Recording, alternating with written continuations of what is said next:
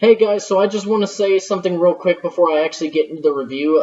Two things. One, sorry that I haven't been able to put out videos too often because work has been getting in the way a lot, and since they've been adding a few things, I've been getting a lot less sleep, so I've been sleeping through when I need to put through videos. And also, for some reason, my camera's doing a few things that I'm not sure what it's doing. So until I figure out what's going on, I'm just going to use the webcam on my laptop. So with all that out of the way, let's get on to the review. Murder on the Orient Express is a 2017 murder mystery film that is based off of the well-renowned Agatha Christie novel, and the film follows Hercule Poirot, who, as we've seen in the trailers, basically says that he is probably the greatest detective in the world. And at the time of Murder on the Orient Express, he was just out of his country. He's Belgian, and he was in the Middle East doing or he was kind of helping with some cases, and he randomly decides, you know what, I want a break. I just want a nice vacation to where I don't have to worry about cases anymore. So a friend of his gets him a room on the Oriental Express, and while he's on there, there's actually a murder. One of the passengers is murdered, and so he decides to actually help out and try to solve the case before the train gets off at its next location, and any of the other passengers on the train could be the murderer. Now, this film I actually tried going to see last weekend, but the problem was that every time I went in, showtimes would either be sold out for some reason, or it would just have really shitty seats. You know, like those ones that are basically down at the bottom where you have to look up at the screen. The theaters that I have here, sometimes you can get away with it and still see a good portion of the movie. Like, I did that with Thor Ragnarok, and that worked out, but I had a feeling that I wouldn't be able to see everything, and that it would actually hamper my viewing process, so I just decided to wait, and I've finally been able to watch it. Kenneth Branagh, who also directs the film, portrays Hercule Poirot, and he is fantastic as Poirot. He's extremely entertaining, and he's pretty funny whenever a scene calls for him to be a little bit humorous. But whenever it's really serious, he just really brings it, especially when he finds a clue to the murder. You start to see the gears in his head really turn really, really fast, and then he just starts shooting off rapid-fire dialogue, and I don't know, this was one of the most impressive performances that I've seen all year. For the supporting cast, who are pretty much portraying the many passengers on the Orient Express, overall, I actually think that this is one of the best acted casts that I've seen all year, and I particularly say that for Josh Gad, Daisy Ridley, Michelle Pfeiffer, Leslie Odom Jr. Those guys really brought it, and I was mostly impressed with Josh Gad because I had never seen him in a dramatic role before. Now for the story, this is a great example of those classic whodunit murder mystery films from, I don't know, anywhere from the 30s to like the early, late 70s.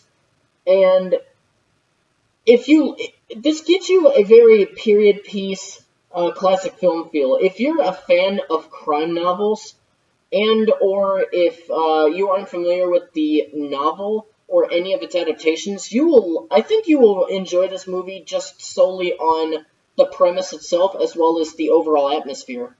And as a person who had never really read anything Agatha Christie, well, say for a couple of short stories, a couple even having Hercule Poirot as the main protagonist, I really love the overall plot of the film. I really wish I could talk about it, but it's a whodunit, so there's going to be spoilers. I especially love the conclusion. I can really see why the novel is so revered. Now getting into some flaws, this is, as I said, an ensemble piece. And it's normal for ensemble pieces, especially with a cast this big, to have moments where many, if not pretty much all the characters are not fleshed out, and certain background characters really do become background characters. And it's a little bit worse simply because, this is a murder mystery. There are some characters who have to basically hold back and basically withhold information about themselves because they just want the mystery to keep going until they can reveal things when they feel that it's necessary. But it did kind of hurt my connection to what was going on. And the film even overlooks a couple of people that are pretty integral to the story. Okay, for instance, before the Orient Express is even boarded, they show a kind of quick montage, kind of character introduction thing inside of the train station, the main train station where it leaves from. And for one of the train passengers, we see him get into a bar fight, and then right after he's done, it kind of shows him standing next to his lady love. I think they were married, but I don't think that they did a really good job explaining that. Anyway, fast forward like an hour into the film, and I actually forgot about them after the first 5 minutes because we didn't see them for at least an hour. And then when I don't know, I think it was like at least half an hour in film time after the murder happened, they finally actually give them screen time, and I thought, what the hell? Why aren't these guys in the main eating area like everybody else? And I mean, Poirot is stressing the importance of keeping all of the suspects in sight, and yet we don't see these two for pretty much all of the film unless they're necessary to the plot progression. I also did have kind of it could probably be seen as a nitpick, but this did actually bother me. There's a bit of an issue with tone in the movie because for the first 20 minutes, it's just showing off Poirot's intellect by kind of showcasing it in a humorous type of way, and I actually really enjoyed that part. But then once the murder happened, seeing Poirot be his humorous self completely stopped, and I don't know why, that just kind of bothered me.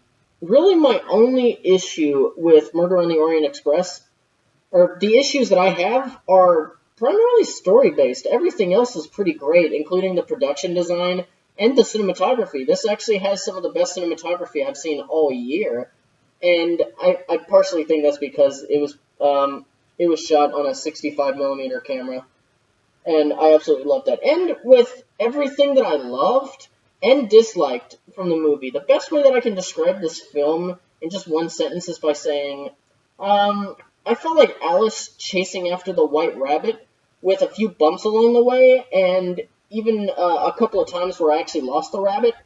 But though I did find him, in the end, I never found that hole. I never found the rabbit hole. I really wish I could take credit for that line, but I really can't. I didn't come up with that. That was what my fiance Mallory said when we got home, when she was trying to come up with just the way to describe the movie in one sentence, and I asked her if I could use it because I thought it was great. I wish I was that creative. This movie was made on a $55 million budget, and it honestly looks like it was around $100 million. I'd say at the most $120 million. And that was really impressive. It doesn't look like it was made for that cheap. And it's a beautiful film. The premise was pretty good, and I loved Kenneth Branagh's version of Hercule Poirot. I look forward to seeing if there's any more Agatha Christie novel or movie adaptations coming soon. I'm going to give Murder on the Orient Express 3.5 reels. Well, that'll do it for me today. Please subscribe if you haven't already for more reviews and content. And as always, thank you so much for watching, and farewell until the next video. Bye, guys.